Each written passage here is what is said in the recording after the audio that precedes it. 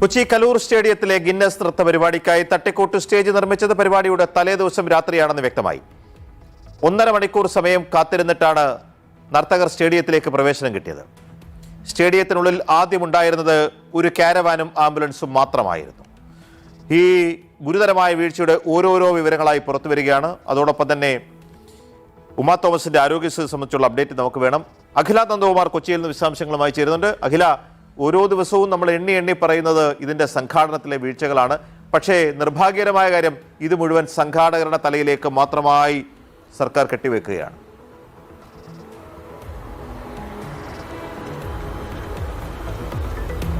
PG കൊച്ചിയുടെ അഭിമാനമായിട്ടുള്ള അന്താരാഷ്ട്ര stadium GCD ആണ് ഉടമസ്ഥർ. പക്ഷേ അതിന് വർഷങ്ങളുടെ ഇടവേളയ്ക്ക് ശേഷം ഒരു സ്വകാര്യ ഏജൻസിക്ക് വാടകയ്ക്ക് നൽകിയപ്പോൾ എന്തൊക്കെയാണ് ചട്ടലംഘനം എന്ന് നമ്മളിപ്പോൾ വ്യക്തമായി. കഴിഞ്ഞ ഞായറാഴ്ച നടന്ന അപകടം, പക്ഷേ അതിന് തൊട്ട് പിറകെയുള്ള ദിവസങ്ങളെല്ലാം ഓരോന്നായി ചട്ടലംഘനങ്ങൾ പുറത്തേക്ക് വരികയാണ്. നമുക്കിപ്പോൾ ഈ ദൃശ്യങ്ങൾ കാണാം. കൊച്ചി അന്താരാഷ്ട്ര സ്റ്റേഡിയം നിരവധി കടകളുണ്ട് ഇതിനു ചുറ്റും. ഒപ്പം തന്നെ ഇതുപോലെ 7 ഗേറ്റുകളാണ് സാധാരണ ഈ ഗ്രൗണ്ടിലേക്ക് പ്രവേശിക്കാനുള്ളത്.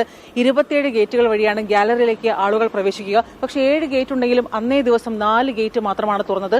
4 ഗേറ്റിൽ 2 കൗണ്ടറുകൾ മാത്രമാണ് ഈ പരിപാടിയിൽ പങ്കെടുക്കുന്നവർക്ക് എൻട്രി ചെയ്യാനുള്ള സൗകര്യം ഒരുക്കിയിരിക്കുന്നത്. ഗാലറിയിൽ ബുക്ക് മൈ ഷോ വഴി ബുക്ക് ചെയ്തവർക്ക് മാത്രമാണ് എൻട്രി ചെയ്യുക. നമ്മൾ മനസ്സിലാക്കേണ്ടത് ഗാലറിയും ഈ ഗ്രൗണ്ടും തമ്മിൽ ഒരു ബന്ധവുമില്ല. ഇവിടേക്ക് എൻട്രി ചെയ്യേണ്ട കുട്ടികൾ 1.5 മണിക്കൂറിലധികം കാത്തു നിന്നാണ് ഈ ഗ്രൗണ്ടിനുള്ളിലേക്ക് പ്രവേശിച്ചത്. 3 മണിക്ക് വന്നവർ 5 മണിയോടെ മാത്രമാണ് ഈ ഗ്രൗണ്ടിനുള്ളിൽ പ്രവേശിക്കാനായത്. ഇപ്പോൾ നമുക്ക് ആ ദൃശ്യങ്ങൾ തന്നെ ഒന്ന് സൂം ചെയ്ത് കാണേണ്ടി വരും. ഇവിടെ ഈ നർത്തകർ പങ്കെടുത്തൊരു പരിപാടിയിൽ ദിവ്യ ഉണ്ണിയായിരുന്നു മുഖ്യ പ്രചാരകയും നർത്തകിയും. അവർ ഉപയോഗിച്ചിരുന്ന കാരവാനാണ് ഉള്ളിൽ കിടക്കുന്നത്. അവിടെ ഉള്ളിലേക്ക് കടക്കാനുള്ള ഒരു അനുമതി ഉണ്ടായില്ല. അതുകൊണ്ട് തന്നെ GCD ഇപ്പോൾ അത് പുറത്തേക്ക് വിട്ട് നൽകാനുള്ള ഒരു അനുമതി നൽകിയിട്ടില്ല ഈ കേസിന്റെ എല്ലാം പശ്ചാത്തലത്തിൽ. എന്തായാലും ആ കാരവൻ ഗ്രൗണ്ടിനുള്ളിലേക്ക് പ്രവേശിക്കാൻ ശ്രമിച്ചിരുന്നു. അതുകൊണ്ട് താഴ്ന്നു പോയി. വലിയ പരിശ്രമം നടത്തിയിട്ടാണ് പിന്നോട്ട് ഇടാൻ കഴിഞ്ഞതും. പിന്നീട് ഉള്ള സമയങ്ങളിൽ അവിടെ നർത്തകരിരുന്നു. പക്ഷേ ഒരു ആംബുലൻസ്, 12,000 കുട്ടികളും വലിയ നർത്തകരും പങ്കെടുത്തൊരു പരിപാടിയിൽ ഒരു ആംബുലൻസ് മാത്രമാണ് ഈ പരിപാടിക്ക് ഉണ്ടായിരുന്നതാണ് ഇപ്പോൾ മാതാപിതാക്കളടക്കം ഞെട്ടിപ്പിക്കുന്ന ഒരു വിവരമായി പുറത്ത് പറയുന്നത്. അവർക്ക് പലർക്കും ഈ വലിയ ചൂടുള്ള സമയമായിരുന്നു, ഭക്ഷണം കഴിച്ചിട്ടില്ല, വെള്ളം കഴിച്ചിട്ടില്ല. വീട്ടിൽ നിന്നാണ് പലരും ഡാൻസിനുള്ള ഈ മേക്കപ്പ് ഒക്കെ ചെയ്തു വന്നത്. പലർക്കും വെള്ളം കിട്ടാതിനെ തുടർന്ന് നിർജ്ജലീകരണം സംഭവിച്ചിരുന്നു. തലചുറ്റലുണ്ടായിരുന്നു. വെള്ളം ചോദിച്ചപ്പോൾ സമയത്തിന് കിട്ടിയില്ല. തലചുറ്റി വീണപ്പോൾ ആംബുലൻസ് എവിടെയെന്ന് ചോദിച്ചപ്പോൾ ഒരെണ്ണം മാത്രമാണ്, തിരക്കിലാണ്, ഇവിടെ ഇല്ല എന്നൊക്കെ മറുപടി പറഞ്ഞു. അങ്ങനെ ചട്ടലംഘനങ്ങളുടെ ഒരു വലിയൊരു തുടർച്ചയായിട്ടുള്ള വീഴ്ചകൾ നമ്മൾ കണ്ടു കഴിഞ്ഞു. എന്തായാലും ഈ വഞ്ചന കേസ് രജിസ്റ്റർ ചെയ്തത് ഒരു മാതാവിന്റെ പരാതിയിലാണ്. ബിജിയാണ് നമുക്കൊപ്പം ചേരുന്നത്. ആദ്യം ഇന്നലെ നടന്ന അറസ്റ്റ്, നികോഷ് കുമാറിന്റെ അറസ്റ്റ് ഇപ്പോൾ സംഭവിച്ചിരിക്കുന്നത് ഈ സ്റ്റേജ് നിർമ്മാണത്തിലെ പാളിച്ചകൾ, ഒരാൾക്ക് അപകടം പറ്റുന്ന രീതിയിൽ ഒരു വീഴ്ച സംഭവിച്ചെന്നൊരു പരാതിയിൽ കേസിലാണ്. പക്ഷേ ഈ വഞ്ചന കേസിൽ ആദ്യം മുതൽ തന്നെ കൊച്ചി പോലീസ് വളരെ പതുക്കെയാണ് നടപടികൾ നീങ്ങുന്നത്. തെളിവ് ശേഖരിക്കണമെന്നൊരു മറുപടിയൊക്കെയാണ് പറയുന്നത്. അന്വേഷണത്തിൽ തൃപ്തിയുണ്ടോ? ഇല്ല. വഞ്ചന കേസിൽ കൊടുത്തതിനുള്ള അന്വേഷണങ്ങൾ നടക്കുന്നതേയുള്ളൂ. ഇന്നലെ നികോഷ് അറസ്റ്റിലായത് സ്റ്റേജ് സംഘാടകൻ എന്നുള്ള നിലയിൽ, സംഘാടനത്തിന്റെ, അതായത് ഈ ഉടമ, മൃദംഗാവിഷൻ ഉടമ. 2 അക്കൗണ്ടിൽ ഒരെണ്ണം മരവിപ്പിച്ചു കഴിഞ്ഞു.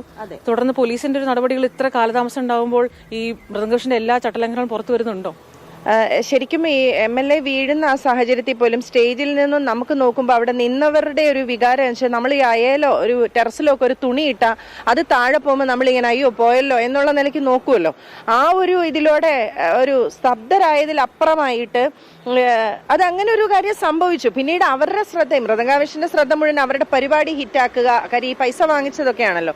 രണ്ടാമത് ഇങ്ങനെ ഒരു സംഭവം നടന്നു. സത്യത്തിൽ ആഭ്യന്തര വകുപ്പ് വളരെ പെട്ടെന്ന് വളരെ എഫിഷ്യന്റ് ആയ പോലീസ് ഓഫീസേഴ്സിനെ, ക്വിക്കായിട്ട് കാര്യങ്ങൾ ചെയ്യാൻ പറ്റുന്നവരെ അണിനിരത്തിക്കൊണ്ട് ഒരു വലിയ അന്വേഷണ സംഘം അപ്പൊ തന്നെ ഓർഡർ ചെയ്യും. 1500 രൂപ കൊടുത്തതിന് സ്പിറ്റപ്പ് എന്താണ്, നിങ്ങൾക്ക് എന്താണ് കിട്ടിയത്? 2000-ഉം 1600-ഉമാണ്. 2000 ആദ്യം കൊടുത്തു, 1600 പിന്നെ ഈ വേഷവിധാനങ്ങൾക്ക് വേണ്ടിയിട്ട് മറ്റേ ഇവര് സാരിയുടെ കാര്യം മാത്രമാണ് പറഞ്ഞത്. ഈ 1600 കൂടെ അയച്ചാലേ സാരി തരുവുള്ളൂ എന്നുള്ള വോയിസ് ക്ലിപ്പ് ടീച്ചറിന്റെ വരികയാണ്. അപ്പോഴാണ് ബാക്കി 1600 അയച്ചു കൊടുക്കുന്നത്. കേസിൽ ഇപ്പൊ എന്താ തുടർ നടപടി, എന്താ പ്രതീക്ഷിക്കുന്നത്? അതിനകത്ത് എന്താണ്, പലരും പരാതി കൊടുക്കുന്നുണ്ടെന്നല്ലേ പറയുന്നത്. പക്ഷെ എന്നെ സംബന്ധിച്ചിട്ട് തിങ്കളാഴ്ച രാവിലെ ഞാൻ മാധ്യമങ്ങളുടെ മുമ്പിൽ ഇങ്ങനൊരു ചതി, കുട്ടികളെ ഇങ്ങനെ പറ്റിച്ചുകൊണ്ട് ഇവരൊരു സാമ്പത്തിക നേട്ടമാണ് ആഗ്രഹിക്കുന്നതെന്ന് പറഞ്ഞത് അതിൻ്റെ അന്ന് തന്നെ എന്നെ വിളിപ്പിച്ച് വേണമെങ്കിൽ സുമോട്ടോ പ്രകാരം എൻ്റെ മൊഴി എടുത്തുകൊണ്ട് ഒരു FIR എൻ്റെ പരാതിയിന്മേൽ ഒരു FIR ഇടാമായിരുന്നു. പോലീസ് അതിൻ്റെ അടുത്ത ദിവസം ഉച്ചയ്ക്ക് വിളിച്ചിട്ട് എന്നോട് വരാൻ പറയുന്നത്. പക്ഷേ അതുമൊക്കെ എന്താ പറയുക, ഞാൻ എൻ്റെ ഇതിന് വളരെ പെട്ടെന്ന് പോയി മൊഴി കൊടുക്കുമായിരുന്നു. അല്ലാതെ അതിനൊരു ധൃതിയിലുള്ള ഒരു അറസ്റ്റ് ഉണ്ടായിട്ടില്ല കേസിൽ. അത് പിന്നെ ഞാൻ രണ്ടാമത് രാത്രി ശരിക്കും ഞാൻ അന്നേ ദിവസം, അതായത് ഈ അപകടം നടന്ന 3-ാം ദിവസം ഞാൻ പോലീസ് സ്റ്റേഷനിൽ എത്തിക്കഴിഞ്ഞിട്ട് ഏകദേശം ഒരു 4 മണി തൊട്ട് രാത്രി 10:30 വരെ പാലാരിവട്ടം പോലീസ് സ്റ്റേഷനിലായിരുന്നു. ആദ്യം ഒരു മൊഴി എടുത്തു, എന്നെ ഒപ്പ് പോലും ഇടിക്കാതെ തിരിച്ചുവിട്ടു. അത് കഴിഞ്ഞ് പിന്നെ CI എന്നെ വിളിച്ചിട്ട് എന്താ ഒപ്പിടാതെ പോയെന്ന് ചോദിച്ചാൽ രണ്ടാമത് വിളിപ്പിക്കുകയും കുറെ കൂടെ കാര്യങ്ങൾ വിശദമായി നോക്കിക്കൊണ്ടാണ് അന്ന് FIR ഇടാനായിട്ട് ഒരു കേസായി അത് രജിസ്റ്റർ ചെയ്യുകയും ചെയ്തത്. ആദ്യം മുതൽ തന്നെ ചട്ടലംഘനങ്ങൾ ഒന്നൊന്നായി പുറത്തു വരുന്നത്. പക്ഷെ പോലീസ് എല്ലാം അറിയുന്നത് വളരെ വൈകിയാണ്, അതുകൊണ്ട് നടപടികളും വൈകുകയാണ്. GCDA പറയുന്നത് അവർക്ക് ഇതിന്റെ ഉത്തരവാദിത്വം ഒന്നുമില്ല, ഓരോ ഏജൻസികൾക്കാണ് അതിന്റെ അനുമതി നൽകേണ്ട ചുമതല, അത് ഈ മൃദംഗോഷനാണ് എടുക്കേണ്ടത്, അത് നേടിയെടുത്ത് കൊടുക്കുകയൊന്നും GCDയുടെ പണിയില്ല എന്ന് പറയുന്നു. പക്ഷേ കൊച്ചി കോർപ്പറേഷൻ തലേ ദിവസമാണ് ഇത്തരം ഒരു പരിപാടി, ഇത്ര വലിയൊരു പരിപാടി ഇവിടെ നടക്കുന്ന വിവരം പോലും കിട്ടുന്നത്.